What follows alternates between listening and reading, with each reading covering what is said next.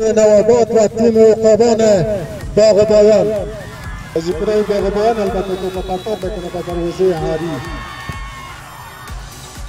صادق احمد یکی از استادان طرفدار ولسوالی اشغال گل بشه البته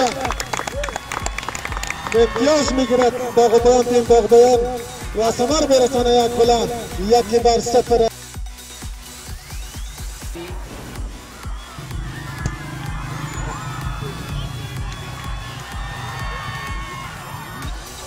Guarda sotto!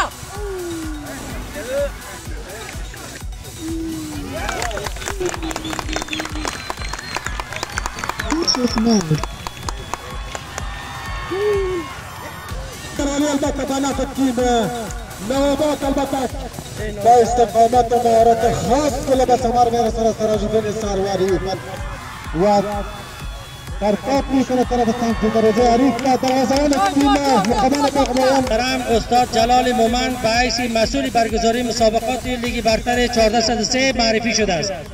لطفاً در تمام مواردی که مربوط به ایشان میشود تماس میگیریم و گل حسام‌الدین گل با ضربه سر وارد دروازه میکند.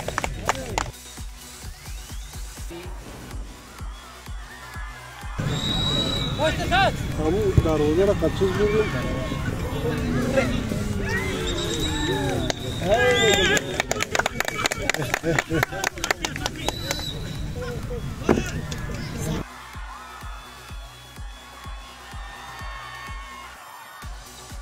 در هفته اول لیگ برتر روز دوم و بازی دوم دو تیم قدرتمند و مدعی قهرمانی فردا تیم پیروزی مقابل تیم سرحد قرار میگیرد.